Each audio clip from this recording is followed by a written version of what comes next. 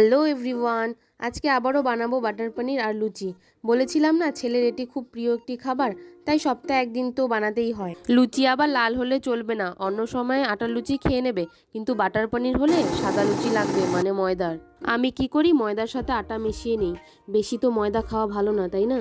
পনিরটা না ফ্রিজারে ছিল, আমি বের করতেই ভুলে গেছি, তাই কিছুক্ষণ জলে ভিজিয়ে রাখলাম। আমি কিন্তু খুব ইজি প্রসেসে বাটার পনির বানাই।